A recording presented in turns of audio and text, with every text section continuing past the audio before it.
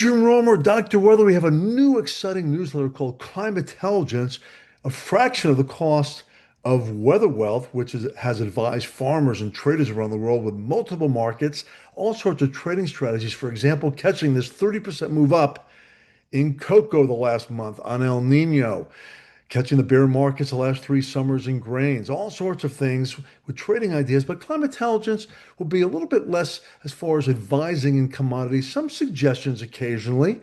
But we also have a variety of long range forecasts of things to do. And we'll explain this more.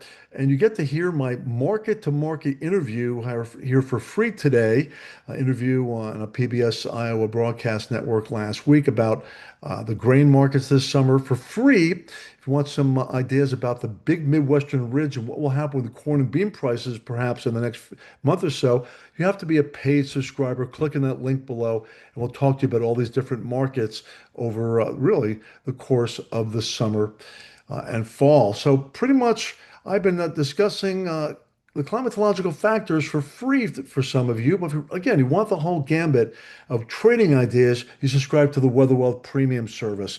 Basic ideas still for $2.99 a year, pretty inexpensive. You get to be a Climate Intelligence subscriber. And again, you would click in that link below to hear all sorts of ideas that I have if you want the full service for $2.99 a year. So basically, what we're talking about right now is how to trade these markets on the weather.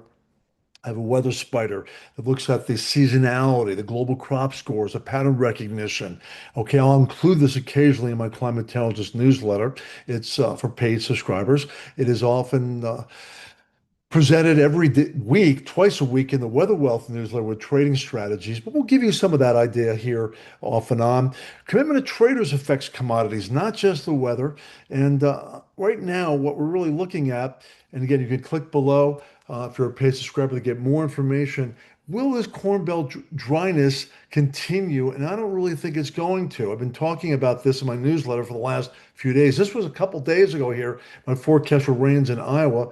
Look around the 19th as well. Strong El Nino events do not always mean, and usually don't mean, a full-fledged bull market in corn and soybeans. We look at all sorts of teleconnections, okay? And you can hear my interview on Market to Market last week here on this page, how I discuss all these different teleconnections, what's happening over Antarctica, what's happening with the Indian dipole that could affect cocoa and sugar production and the Corn Belt weather over India and Indonesia. All these kind of things are offered in both of my newsletters, including Climate Predict. We look at 28 teleconnections, staples of climatological situations thousands of miles away, not only El Nino and how it affects global commodity production and also prices. Right now, we see the EPO index going negative. What is that? Well, that's a warm block in the Gulf of Alaska that's going to bring cooler weather for the eastern half of the country from mid to late July.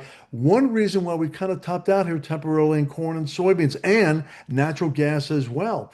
And again, you look at these teleconnections, you can see that kind of northwest flow. So this big heat dome for the next 4 or 5 days will probably ease because of that negative EPO. One of the teleconnections we look at in both climate intelligence and also weather wealth. Once again, if you want maybe a trading idea, a little bit more about this big Midwestern ridge the next few days, what will happen later on, make sure you're a paid subscriber. Enjoy, and we really hope to help you in the weeks and months ahead. Learn about the power of weather and how it affects markets around the world. Thank you.